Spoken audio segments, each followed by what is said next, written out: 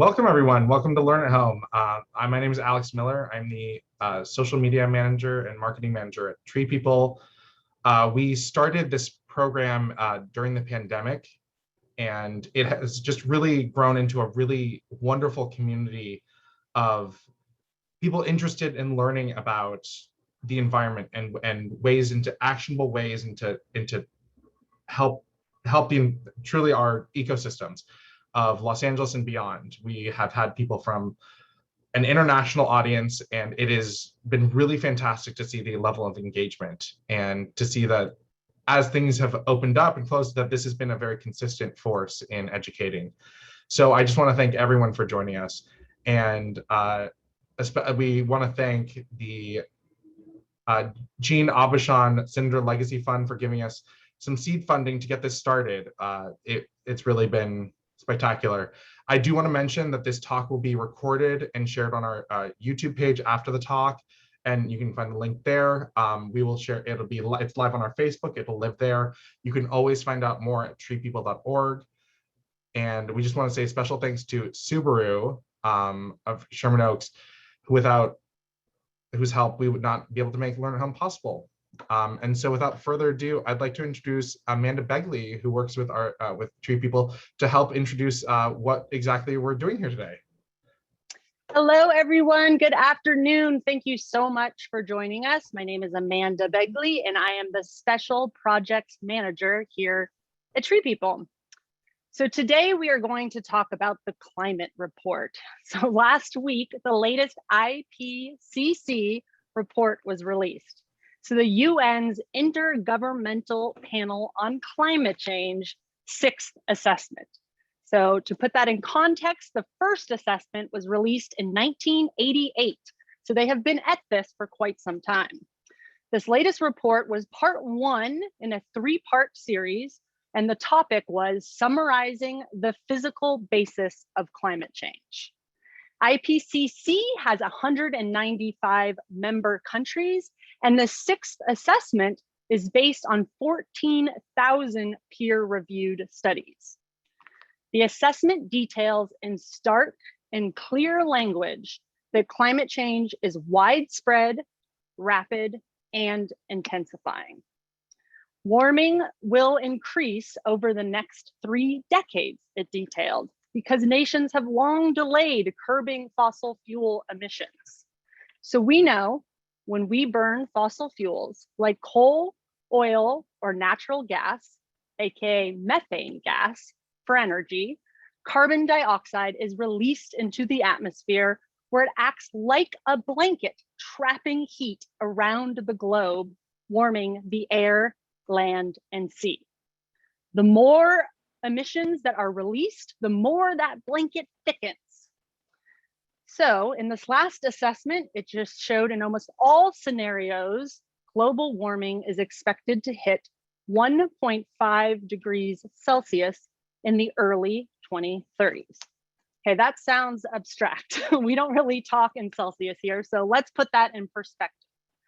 The global temperature average has already risen 1 degree C, but again, what does that mean? So that's about 2 degrees Fahrenheit of additional warming since the Industrial Revolution about 150 years ago. Well, that doesn't sound like much, right? A couple degrees, what's the big deal? Well, as you can see, with this already, remember, just about 2 degrees Fahrenheit has already occurred, and we're seeing these record-breaking heat waves. California's relentless wildfire season. We've had the fires in Australia. Maybe you saw the flooding in China. All of this stuff, you guys have seen it, right? So when we hear in this report that we're expected to go up to 2.7 degrees more, additional degrees of warming Fahrenheit, that makes you go, okay, wow, these impacts are going to start to increase. So more extreme heat, wildfire, and drought. And then we need to consider the public health implications of these impacts, especially on our most vulnerable populations, the young, the old, the sick. But in the midst of this deeply troubling news is this fact: we have a choice. We have a window of opportunity to avoid things getting worse. Net zero emissions works for stabilizing and even reducing surface temperatures. So there are two distinct issues going on right here. Number one, we must turn off the tap on fossil fuel emissions with all deliberate speed. That is very clear. And we have to prepare for what we know is happening. TreePeople's work will be critical in the coming years as we anticipate more extreme heat, droughts, floods, and wildfires. From protecting and increasing tree canopy cover to strategically placed trees helping to cool homes and buildings, TreePeople is well versed in the strategies needed as we protect the people and places we love. We have been perfecting and deploying sustainable solutions around stormwater best management practice and community resilience for nearly 5 decades. TreePeople is going to have its 50-year anniversary in just a couple years now. So with an increase in drought, our water-wise solutions with turf reduction, native plant gardens, rainwater harvesting will be necessary. Not to mention the energy saving of this work when you consider the water energy nexus, where about 20% of the state of California's energy is used just moving water from the Sacramento San Joaquin Delta over those Tehachapi Mountains into the LA basin. So saving water is reducing emissions, just as strategically placed trees reduce the need to crank up energy intensive ACs. With an increase in flooding, our stormwater management work, designing the city as sponge, will offer resilience as we utilize and infiltrate stormwater as a resource, not as a nuisance polluting our oceans. A perhaps less obvious, but entirely beneficial and much needed aspect of our work is the joyful nature of our events. We at TreePeople inspire, engage, and support people to take action and boldly to have fun while doing it. This is in our mission statement.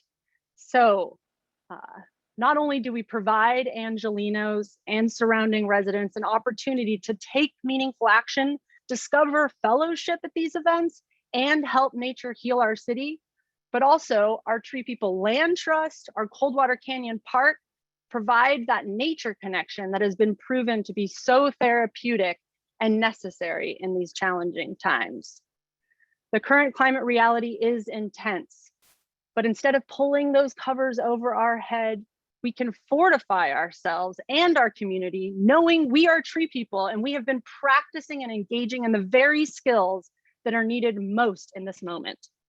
Our communities need us. Resilience is achievable. We are all TreePeople. So I would like to introduce you to Naomi Goldenson, and she is from UCLA's Center for Climate Science, where she is the Stakeholder Science Lead. And she's going to go into a bit more details about this report and what it means for us locally. After Naomi's presentation, we will have a Q&A from the audience. So I will now turn it over to Naomi. Thank you all again. Thanks so much, Amanda. Yeah, let me just share my screen. And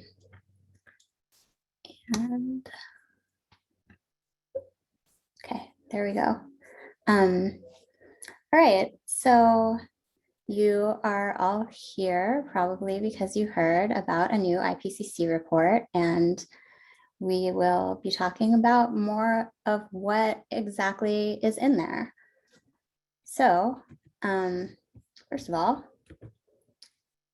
Amanda already mentioned a bit about what is the IPCC and that this is the first part of a 3-part report. This is the structure that has been used in the last couple of reports for a while now, where the physical science basis report comes out first, ostensibly because that physical science basis will inform some of the assessments about vulnerability that are in the following sections of the report. Of course, they're already working on these. There are already approved outlines for the other working groups and synthesis report, which will be entirely complete by September 2022. So as was mentioned, this started back in 1988. And this is the 6th assessment report. I borrowed this slide from them just to have some way to emphasize just how much effort goes into this. It's really a consensus effort from scientists all over the world, and they've been working on it for years to get to this point. In fact, the climate modeling simulations that informed all of the scientific analysis that this report summarizes were begun almost as soon as the last report was out, 2013, 2014. And a lot of time and supercomputer time goes into all of those simulations, and then volunteer scientists from all over the world work on the report, and many authors contribute and help edit it. So part of why we do this and why the IPCC reports are important in an international context is that they inform the international negotiations that happen at the Conference of the Parties. So COP26 is going to be in November in Glasgow, Scotland. It's the Conference of the Parties to the UN Framework Convention on Climate Change, which was established in Rio in 1992. It is under that framework that the Kyoto Protocol was born. It's under that framework that the Paris Climate Agreement that we're currently under is negotiated. So the thing about the IPCC report is that every government has already signed off on it, on the science, on this consensus scientific document. So when they get to these negotiations, no country can say, well, we don't agree with your version of the science, because they've all already agreed to it. And so anything that's in the IPCC report is considered accepted science. So in this new 6th assessment report, there are the usual incremental updates leading to ever stronger statements. There's a lot more about attribution. So really that's studies that are about what's already happening and attributing it to human-caused global warming. So there's more of that and more of a focus on that, I think, in this report than the last report. There's also improved graphics in this online atlas, which we didn't have before, which I think is pretty nice. I'm curious to hear how non-experts find it in terms of ease of use and understanding, but we didn't have something like that from previous reports. So those are some of the main points in terms of what is new. What I'd like to do now for the next few minutes is kind of go through some of the specific figures and talk about some of the findings that were appear in the summary for policymakers, which, if you don't want to read a thousands of page report, is a nice place to start and get an overview. So this is an example of that additional emphasis on attribution. This is observed changes in hot extremes and confidence in human contribution to those changes. That's already happened, not based on projections. And this is more of what is opened with in the summary for policymakers this time around. And you see, high to medium confidence almost everywhere. What is meant by those seemingly qualitative confidence statements is multiple, consistent, independent lines of high quality evidence. So if you see medium confidence, say in Western North America, it's not like they're saying, oh, we're not sure if this is happening or not. It's the authors would have liked to see maybe more independent lines of evidence through additional studies, but it's not like they're saying, oh, we're not really sure. Sometimes there could be actually more limited agreement across different studies, or just low evidence because the data is not as high quality or available. But you can see the overall picture here. There is another version of this for heavy precipitation, and everything that follows from extreme temperatures that is kind of one more step removed from that very clear impact gets a little bit harder to attribute because it's kind of a signal to noise issue. There's more attribution in this IPCC report than the previous one, because the more warming keeps happening, the easier it is to identify signals and have it be really uncontroversial. So you see this for heavy precipitation.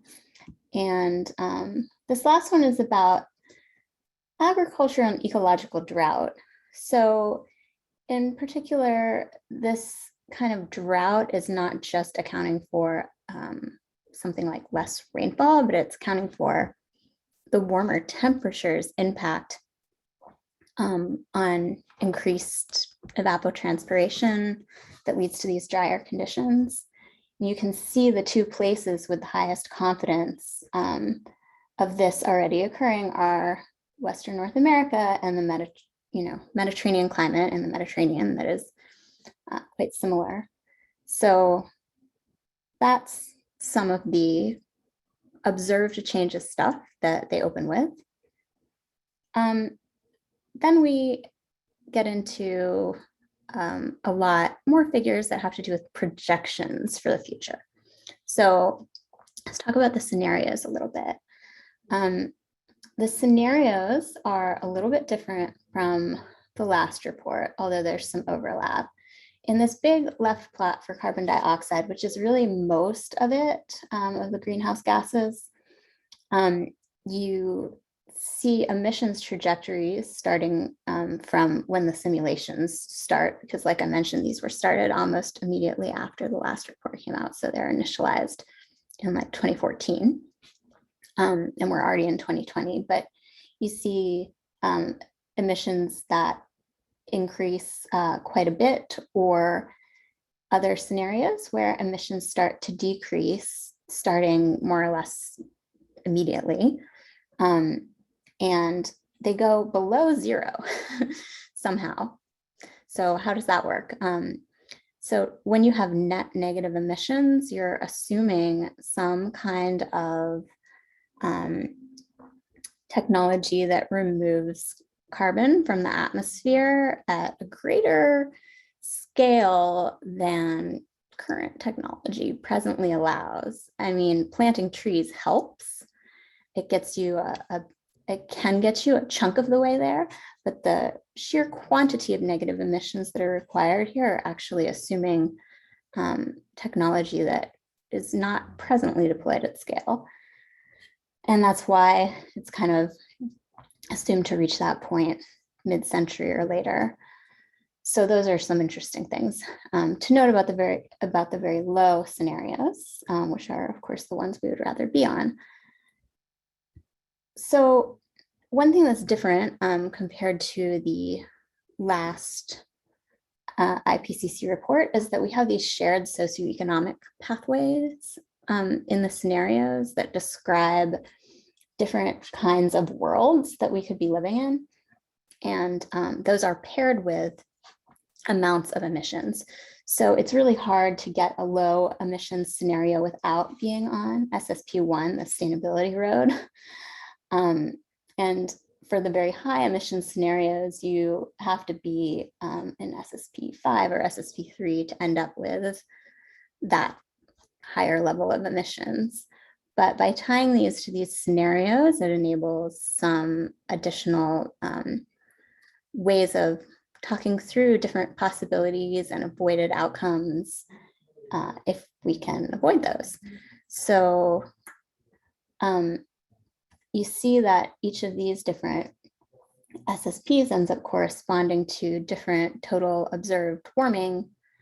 And so the three other bars are meant to add up to the total bar on the left. And the more emissions you have, which, getting to the redder colors, moving rightward is more emissions, if you recall from here, then the greater the temperature increases can be. So there's nothing too surprising, I guess, about that basic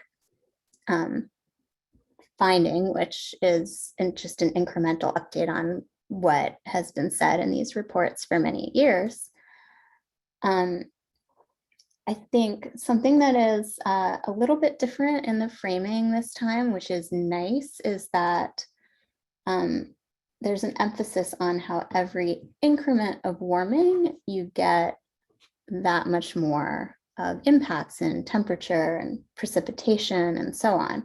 So what they've done here is aggregate the projections based on what things would look like in a 1.5 degree world, in a 2 degree world, in a 4 degree world. And how quickly you get there then depends on, which pathway you're on.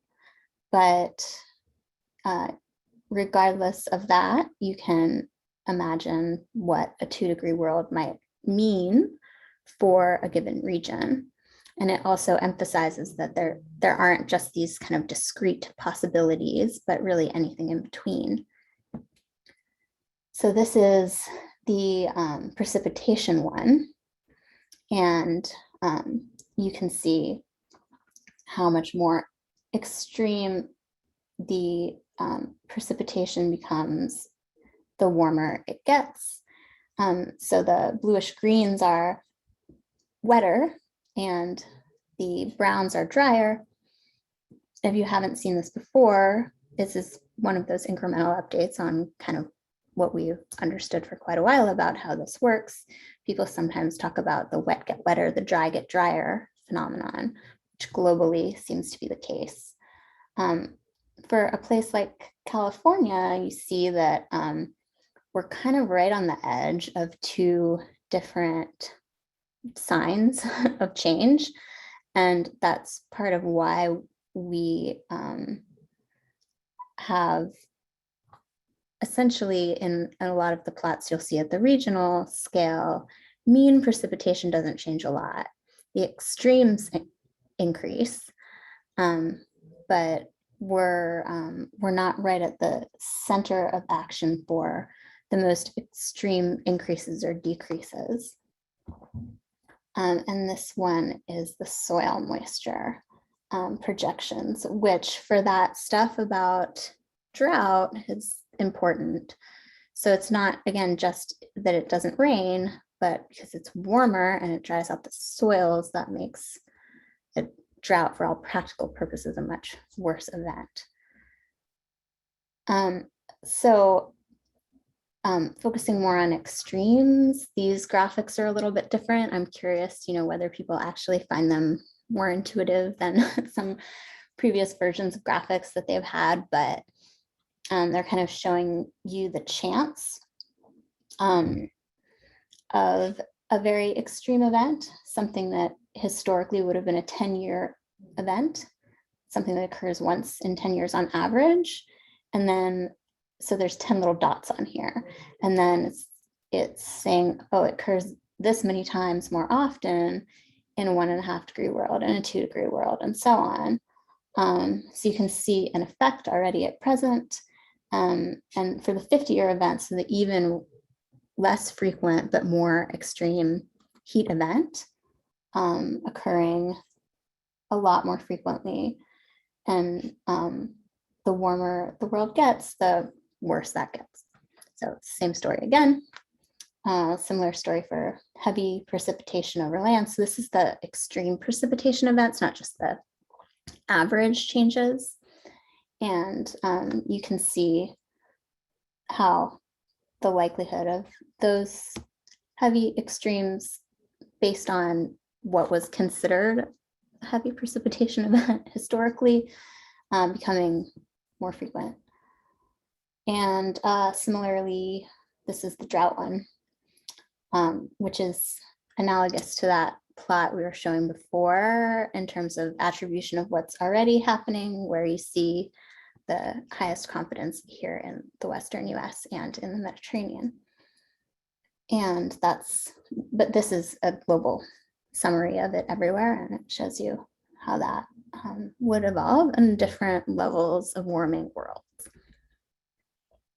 So the way that you can think about it, and you probably saw plots similar to this before from previous IPCC assessments of all the different scenarios versus time, is that, you know, if I want to know what a 3-degree world is like, I can draw this horizontal line and I can sample, you know, what a 3-degree world looks like from either of these scenarios. It's just I might get there sooner if I was on the very worst scenario.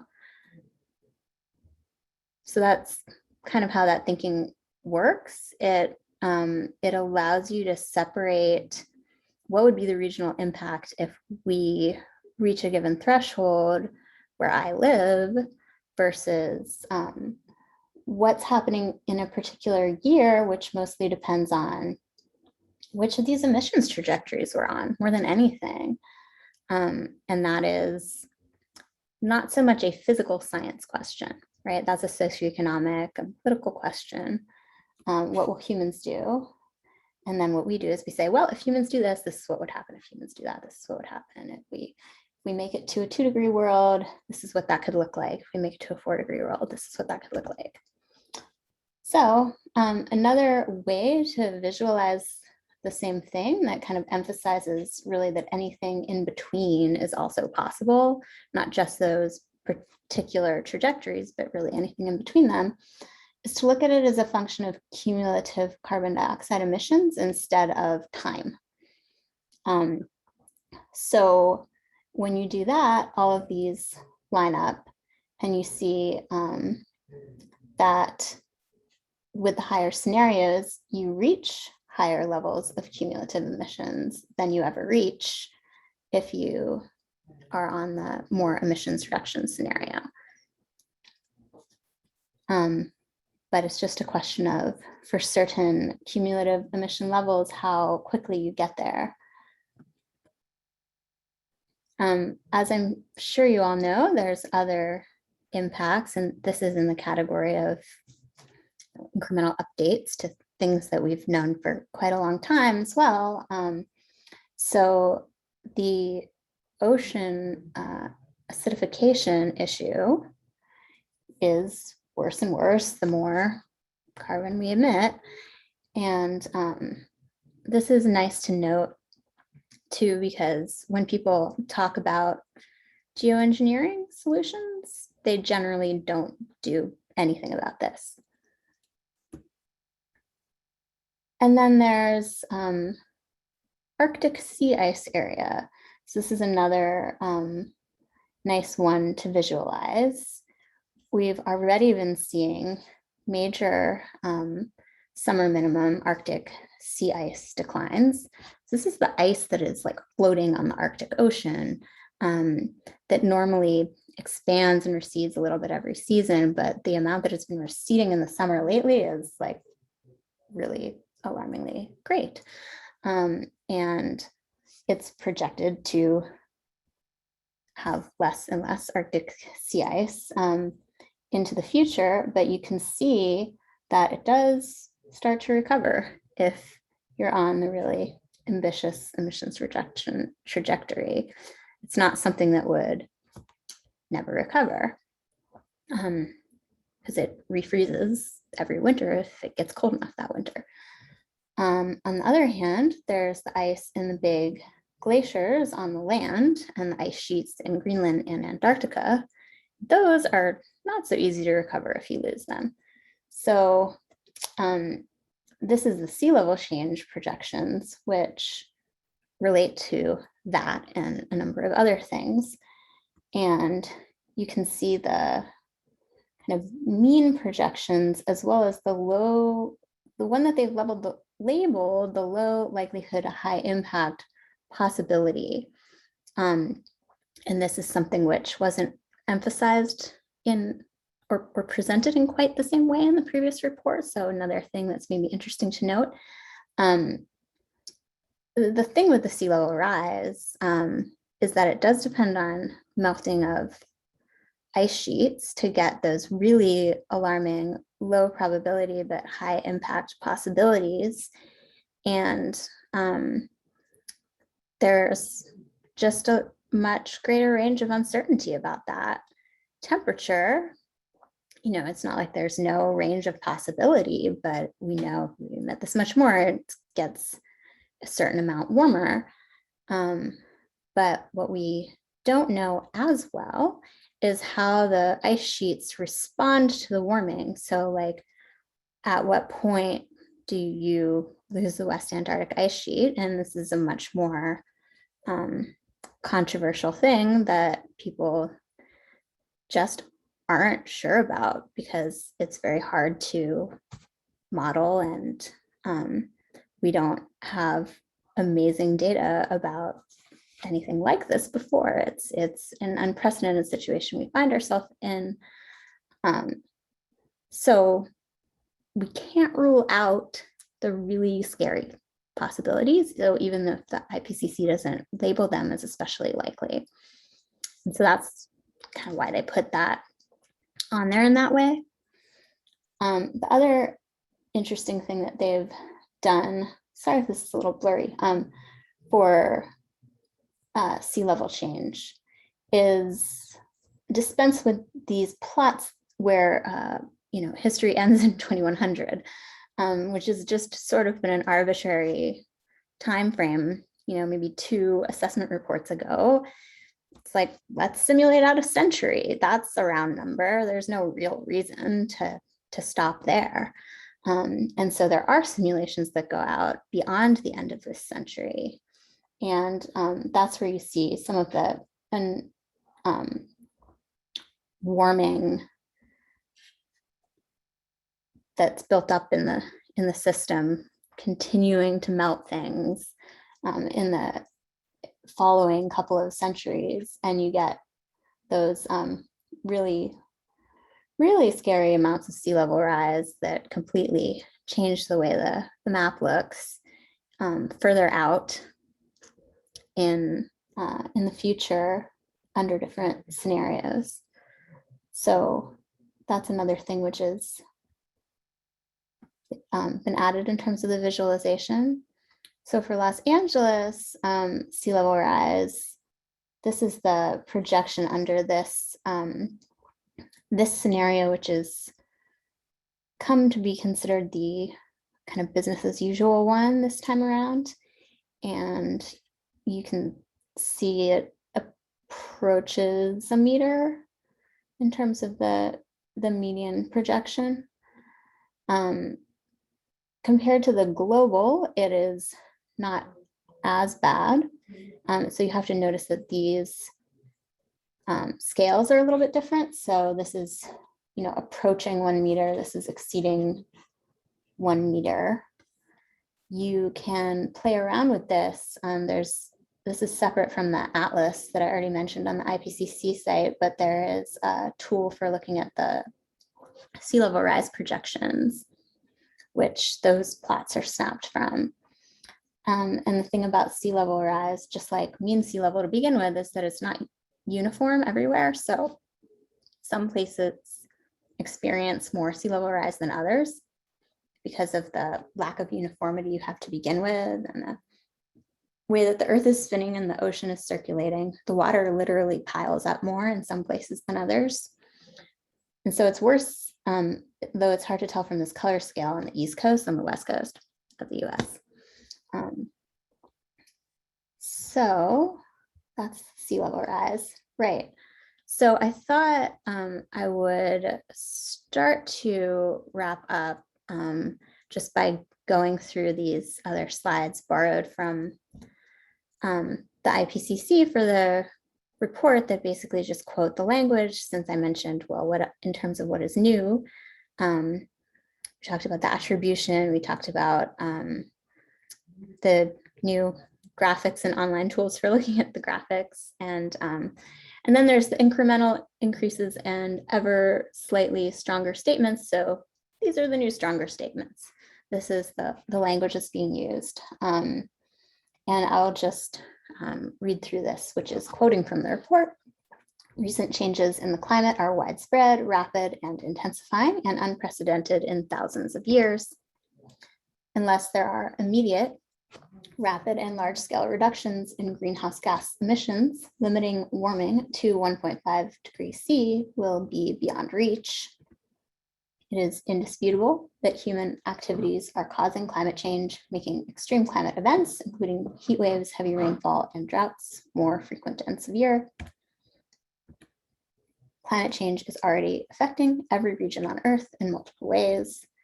The changes we experience will increase with further warming. There is no going back from some changes in the climate system. However, some changes could be slowed and others could be stopped by limiting warming. To limit warming, strong, rapid, and sustained reductions in carbon dioxide, methane, and other greenhouse gases are necessary. And this would not only reduce the consequences of climate change, but also improve air quality. So I am hoping that we will have plenty of time for questions. There's like a few more things that I just didn't want to try to say too much in a short time, but if people want to ask about stuff, we can get into a bit more. So I will pause there. Thank you so much, Naomi. That was wonderful. Thank you so much for going into those details with us.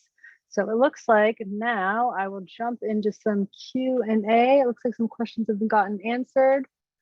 As I get those queued up here.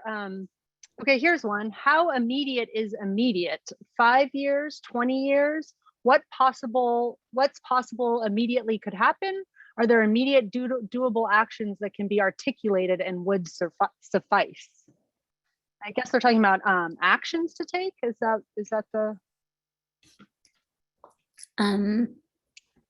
Yeah, I think there's probably different ways to answer that. But if we kind of think back to, let's see, the different scenarios. We want to be on these blue ones, right? And so to be on those scenarios where we are able to stabilize global temperatures at the kind of levels that everyone talks about, emissions really need to just plummet and soon. So let's see if I can jump back to this is the emissions. I mentioned before that they peak essentially now in those scenarios, and they go negative by kind of around mid-century. So I mean, for that to happen, it really does require everyone doing everything. The Paris Climate Agreement targets, for example, don't add up to these blue lines. They add up to something like a little bit above this orange line. And the other thing that's a little bit like difficult about these blue lines is that they do require negative emissions soon. So like the way that they assume that you get to these carbon dioxide emission levels is that we start reducing emissions like crazy, but we also start doing other things that remove carbon dioxide from the atmosphere. We're doing all of it for these net reductions. So there are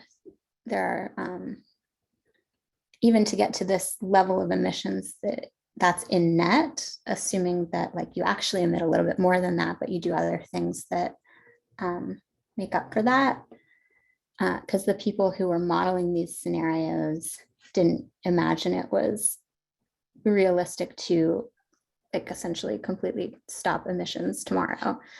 So they talk about this a little bit more in the scenarios that they did for the special report on 1.5 degrees. So the IPCC doesn't just do these synthesis reports every 7 or so years. They release sundry other reports in between. And for this one, they did this in reaction to the pushback that was received after the last report, when some of the small island nations and others complained that the lowest scenario in that report still left them underwater. So the lowest scenario that was just like presented on all of those standard plots was not as low as the lowest scenario on all the plots I've been showing you from AR6. And so they did this special report. You can see there's a ton of different scenarios that these social scientists and economists tried to model that would get you to stay below 1.5 degrees. And in the report, they end up kind of going with like one of those, so that everyone is doing the same simulation and they can compare them with each other.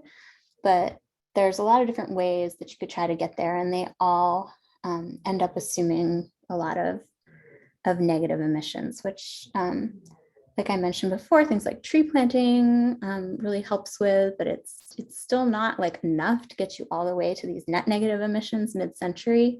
So you really, I guess the short answer would have been like, you have to do all of the things. All of the things. Right. Yeah. Everywhere. And so with the negative emissions, there's like their natural sinks, right? Like you were talking about with trees being able to sequester or pull down that carbon. Also, there's a lot with like regenerative agriculture where they're seeing too that can help shift that and create more sinks there. But then there's this side that I see some people referring to with carbon capture and storage, or these more technical solutions. And my understanding is that, yes, there is that technology, but at this moment, it's not at scale. It is not cost effective enough to really deploy in the way we need to. Now, innovation can still be coming, and it will. So that's also something to be mindful, I think, when we think about these net negative emissions and what that looks like. Yes, using all of nature to help absorb that, but then also it's sort of noting that we're going to need a little bit more, and that technology isn't quite online yet. So I see another question too, and this about individual actions and community level actions. And this conversation comes up a lot, and people can it can get kind of contentious sometimes. But my response to that, and I'm curious your thoughts on this, is we need both. We need all of it. Yes, community level solutions, like for a good example of a community level solution too, for like just LAUSD, the parents advocated the PTA to have the school district go 100% renewable energy. And so that's a big impact, right? Somewhere like the LAUSD, which is the second largest landholder in LA County or in the city of LA, to make a commitment like that's huge. Now, does that mean that making these choices in your personal life doesn't have an impact? No, all of it does, right? We need all of it. So I don't think that it's a binary question of like, is that, individual versus collective? All of it. And I also want to say that I think for all of us, for hope and feeling good and plugging in, taking those personal actions can help do that, right? Yeah, anyway, what are your thoughts on that? that choice of like, oh, what are these collective solutions, individual solutions? What are your things? What's your thoughts on that? Yeah, I think it's kind of a false either or, it's both and. The other thing about the individual actions is that the more people do them and talk about it with people, then the more it shifts the culture to make that normal. So yes, that is also an important part of doing those things. I saw that like there were kind of some research was done to kind of distill what the 3 most important actions were. And it's like that energy shift, right? Away from fossil fuels like coal, oil, and natural gas to solar, to wind, to geothermal. energy efficiency, any way that we can try to use less energy. And the third thing they identified, which I thought was so fascinating, is to talk about it. There is this spiral of silence among people where you know, it shows that like what, of 75% of people are concerned about climate change, but a very small percentage of people are actually talking about it with people. So how do you, if you don't really fully understand the situation or the solutions, how can you engage, right? So the more that we can talk to our neighbors, our communities, our friends, the better, to break that spiral of silence and to feel empowered to know what we need to do. Let's see here. What other questions we got? Okay.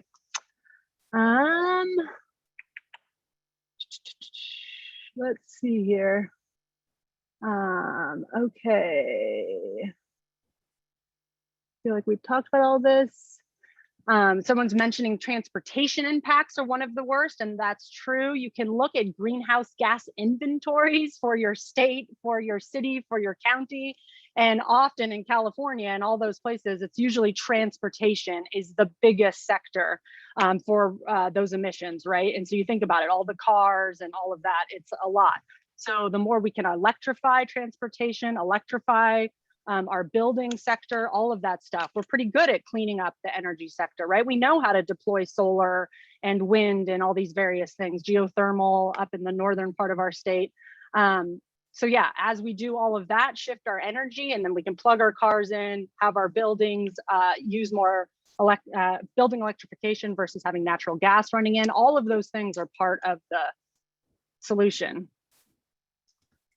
Yeah, and I could just add, I sort of forgot about this one, but this is a plot that's about the share in the warming that's experienced in major cities from like the surrounding warming, which means climate change caused, and urban warming, which is things like the urban heat island, and there's not enough trees in your neighborhood and all of that stuff.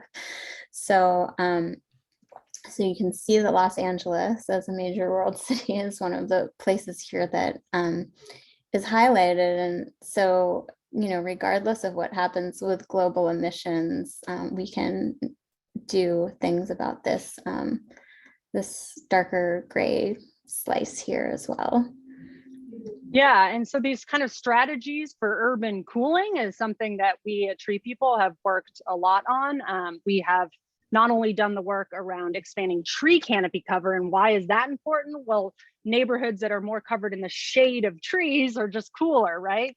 We've all experienced that. You're on a blacktop parking lot in the middle of the day and oh my goodness, and then you rush under a tree and you feel better. There's also that evapotranspiration of the water coming out of the trees that can kind of have that natural air conditioning effect. There's also work we've done too with research. We have a paper that came out last year, RX for Hot Cities, and it worked with the LA Regional Cooling Collaborative, I believe is the correct name. And it's not only just trees, but what are some of these other solutions around cool surfaces? Like maybe just there's the Cool Roof Initiative in the city of LA, where now all new roofs have to be painted with a lighter shade, because just that one thing of having our roofs painted darker colors, or our roads and our asphalt, that's increasing the temperature. So how can we combat that additional warming we're seeing in our urbanized areas by these strategies like increasing tree canopy cover and cool surfaces, cool pavement, cool roofs, and all of that stuff.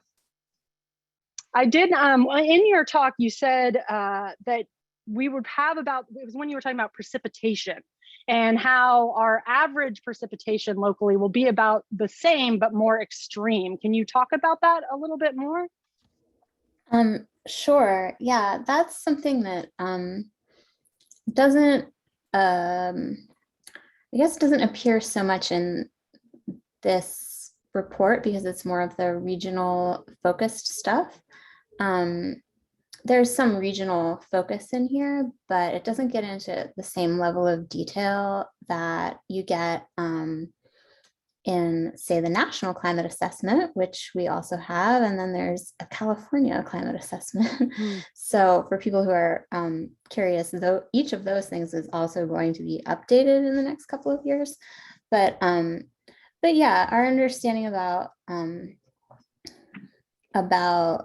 Los Angeles is that the average precipitation doesn't go up or down that much. There's, some range of possibility there, but the extremes do increase. So that could be confusing. But essentially just due to warmer temperatures alone, we expect heavy precipitation to be heavier, because a warmer atmosphere, we think of it as that a warmer atmosphere can hold more moisture. So if you would have the same event, then there would be more moisture available to rain out, so it could be more intense. And on the flip side, just from it being warmer, if you're already having a dry period, that same atmosphere that can hold more moisture acts thirstier and evaporates away more of the water. So you get these increasing extremes really just from the warmer temperature influence. And especially in a place like Los Angeles, we get a great fraction of our rainfall every year from just a few events. So the majority of the rain comes in just like a handful of storms. So you can imagine those storms being more intense at the same time as the drier periods are drier. And that's sort of what we expect to happen. And it becomes more and more notable the warmer you let it get. Right. And we do a lot of work around rainwater harvesting or stormwater management best practices here at TreePeople. And a lot of times I hear people say, oh, why are we going to try to capture the rain? It never rains here, or this kind of thinking. And I think the way you just described that, if it's going to still have the same average, but maybe it's coming down all at once, and then we're going to have these dry periods. So that to me indicates all the more reason that we need to try to capture and infiltrate this water when it does flow through. And, LA is, like most of it is covered in pavement, right? So how do we let this kind of, when we do get that rain, we have an opportunity to infiltrate it and soak it back down into the ground, instead of this other reality where every time it rains just 1 inch in LA, all of that water that hits our hardscape and it picks up the pollution and the pesticides and dog waste and whatever equals 3.5 billion gallons of rainwater we're sending polluted to the ocean. So this is a huge opportunity, right? What a resource we have with this rainwater or local stormwater that it flows. So knowing that we're going to have more of this moving from drought to flooding, using these techniques are going to be all the more critical. I see someone also talking about protecting and preserving large mature trees. And that's so true. They were talking about how it's very important to local microclimate and cooling and biodiversity. But, we also have to be not just thinking about cooling our neighborhoods with new tree plantings, but how do we protect that existing canopy that is there? So thank you for mentioning that. Let's see here. We are getting down just a little bit more time. Let's see, what else can I pull out of these questions here? Oh, one thing I did note that you said, can we do this? I think so. You mentioned the phrase business as usual. Could you describe what that means exactly? And in the scenarios, you were saying business as usual. Sure, yeah. So people throw that phrase around, and it can sometimes be controversial. So in the previous report, there was something called RCP. So it's the representative concentration pathway instead, but it was very similar to this top scenario. And people would often refer to it as business as usual, in that if we just keep emitting everything and don't change anything at all, that's where we would end up. And I think I mentioned that people talk about this SSP 370 as being what's considered the more likely business as usual these days. And that's partly because this, and it's still pretty bad. So let's be clear, but this even higher one assumes that we burn all the coal. And hey, it's actually looking like we're not going to do that. So That's good, right? Now it's, and so, you say, hey, business as usual isn't, we can revise that down a little bit. That's great. It's still pretty bad though. It's still like approaching 4 degrees at end of century. So that's, yeah, that's what we're talking about. And I see lots of questions about people talking about like, what can we do? And I think that with something this big, it can feel so daunting and overwhelming. But I really think any step that, because the problem's so big, there are so many ways to engage. I mean, keeping in our mind's eye that it's about turning off that tap of the fossil fuels and also starting to prepare our communities for what's coming. Getting out to one of our volunteer events is an amazing way to plug in. I know that a lot of times right now, it can just be so much heaviness and this crisis thing, and you come out to our events and you meet people who are all excited to be out there and help, and you're learning those strategies about, whether it's tree planting or stormwater and rainwater harvesting techniques. And so I think that's a really great way. Also talking about it, ending that spiral of silence, and supporting various organizations locally, globally, politicians that are supportive of this energy shift, all of that stuff, I think is really great. And maybe we can compile some sort of list too to send out. Composting, I'm seeing somebody call out, that's also a good one. So really, there's so many ways to engage. I mean, I would even say, making art and expressing yourself, like all of these things. We need everyone. We need all skill sets. It's all hands on deck. And again, I think that the balance and what I get so excited about what TreePeople does is how can we not be paralyzed by the pain of all of this and feel inspired to get out there, meet other people who are concerned and do some work, right? So all of that, I would say, is great. Okay. Yeah, I feel like people don't need to get hung up on finding the best possible thing to do. It's just do whatever you feel that you can do. do a thing. This has been so fantastic. I had one question. Since the report was published in 2014, and it has predicted trends, are we on trend with being in 2021? Or is it such a slight increase in those 6-7 years? Yeah, what's been predicted, we're generally on track with. And you might notice too that the in the shorter term, that range doesn't diverge as much between the different scenarios anyway. But yeah. Thank you. I would just want to thank everyone so much for joining us today. Thank you, Naomi, for coming and taking time out of your day to talk with us about this. I also put a link down at the bottom about how to get involved with TreePeople more. Please check it out. There's a ton of amazing different opportunities. I also saw one suggestion that I really like here about getting out and watering your street trees. So I like that idea. That is a very simple thing you can do and much needed. All right, any final words from anyone? I just want to say thank you. This talk will be recorded. It will be saved. It will be sent to everyone who attended.